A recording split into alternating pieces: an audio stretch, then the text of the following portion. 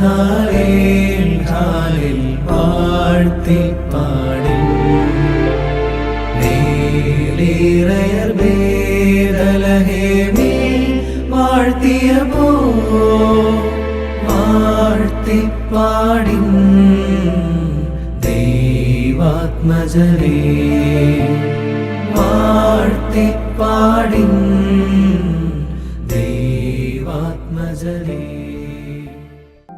ത്രിയേക ദൈവത്തിന് സ്തുതി. കർത്താവിൽ പ്രിയരെ, നമ്മൾ ക്രിസ്തുമസ് ആഘോഷിക്കുവാനായിട്ട് ഒരുങ്ങുകയാണല്ലോ. ക്രിസ്തുമസ് വെറും ഒരു ആഘോഷമല്ല, മറിച്ചൊരു പ്രത്യാശയുടെ, സ്നേഹത്തിൻ്റെ, പുതിയ തുടക്കത്തിൻ്റെ സന്ദേശമാണ്. മാർട്ടിൻ ലൂതർ കിങ് ജൂനിയർ ഒരിക്കൽ പറഞ്ഞു, darkness cannot drive out darkness, only light can do that. Hate cannot drive out hate, only love can do that. ഇരുട്ടിന് പുറത്താക്കാൻ കഴിയില്ല, വെളിച്ചത്തിന് മാത്രമേ അത് ചെയ്യാൻ കഴിയുകയുള്ളൂ. വെറുപ്പിനെ ഓടിക്കാൻ കഴിയില്ല, സ്നേഹത്തിന് മാത്രമേ അത് സാധ്യമാകൂ. ഇതാണ് യഥാർത്ഥത്തിൽ ക്രിസ്തുമസിൻ്റെ സന്ദേശം. 2000 വർഷങ്ങൾക്ക് മുമ്പ് ബെത്ലഹേമിലെ ഒരു ചെറിയ തൊഴുത്തിൽ ലോകത്തിൽ വെളിച്ചമായി വന്ന യേശുക്രിസ്തു, അവൻ ദൈവം തന്നെ നമ്മളെപ്പോലെ ഒരു കുഞ്ഞായി ഏറ്റവും പാവപ്പെട്ട സാഹചര്യത്തിൽ ജനിച്ചു. കൊട്ടാരങ്ങളിലല്ല, രാജകീയ ആഡംബരത്തിലല്ല, മറിച്ച് വൈക്കോൽ മെത്തയിൽ, മൃഗങ്ങൾക്കിടയിൽ, പുൽക്കുടിലിൽ. എന്തുകൊണ്ടാണ്? ദൈവം നമ്മോടൊരു സന്ദേശം നൽകാൻ ആഗ്രഹിക്കുകയായിരുന്നു. യഥാർത്ഥ മഹത്വം ബാഹ്യ ആഡംബരത്തിലല്ല, ഹൃദയത്തിൻ്റെ വിശാലതയിലാണ്. സ്നേഹം, വിനയം, സേവനം, ഇവയാണ് നമ്മെ യഥാർത്ഥമായി വലിയവരാക്കുന്നത്. ക്രിസ്തുമസ് നക്ഷത്രം എല്ലാവരെയും വഴി നടത്തി.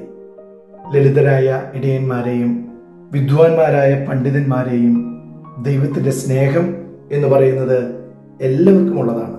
സമ്പന്നർക്കും ദരിദ്രർക്കും പണ്ഡിതർക്കും സാധാരണക്കാർക്കും.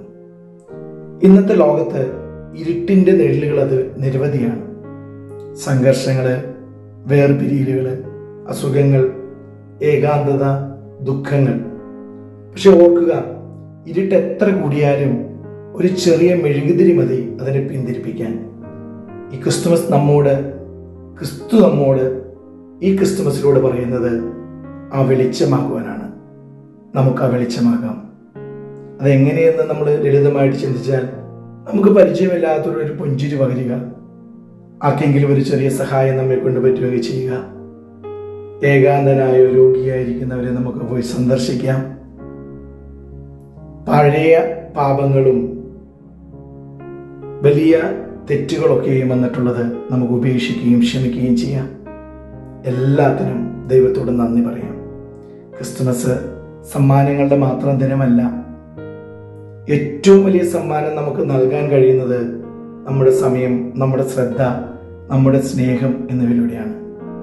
ഉണ്ണീശോ വളർന്ന് ലോകത്തിന് നൽകിയ സന്ദേശം ഓർക്കുക, പരസ്പരം സ്നേഹിക്കുക. ഈ ക്രിസ്തുമസിൽ നമുക്ക് ഒരു തീരുമാനമെടുക്കാം, നാം വെളിച്ചമാകുമെന്ന്. ഇരുട്ടിനെ കുറിച്ച് പരാതിപ്പെടുന്നതിന് പകരം നാം തന്നെ ഒരു ചെറിയ വെളിച്ചമാകാം. വെറുപ്പിനെ വെറുപ്പ് കൊണ്ട് നേരിടുന്നതിന് പകരം സ്നേഹം കൊണ്ട് മറികടക്കാം.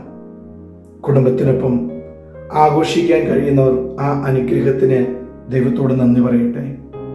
അതിന് കഴിയാത്തവർ നിങ്ങൾ ഏകനല്ലെന്ന് ഓർക്കുക. ദൈവത്തിൻ്റെ സ്നേഹം എപ്പോഴും നിങ്ങളോടൊപ്പമുണ്ട്.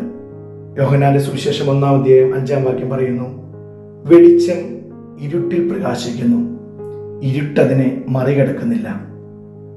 ഈ ഒരു പുതിയ വർഷത്തിലേക്ക് പ്രവേശിക്കുവാനായിട്ട് നമ്മൾ പോകുന്ന ഈ ഒരു സമയം, അത് നമ്മളെ കൂടുതൽ ദയാലുക്കളാക്കാം, കൂടുതൽ ക്ഷമയുള്ളവരാക്കാം, സ്നേഹിക്കുന്നവരാക്കാം. കാരണം അതാണ് ക്രിസ്തുമസ്. അതാണ് ക്രിസ്തുമസിൻ്റെ യഥാർത്ഥ സന്ദേശം. സ്നേഹം ലോകത്തെ മാറ്റും. എല്ലാവർക്കും സന്തോഷകരമായ ക്രിസ്തുമസ് ആശംസകൾ നേരുന്നതോടൊപ്പം നിങ്ങളുടെ ജീവിതത്തിൽ സ്നേഹത്തിൻ്റെയും സമാധാനത്തിൻ്റെയും വെളിച്ചം എപ്പോഴും പ്രകാശിക്കട്ടെ. Merry Christmas and happy new year. Thank U.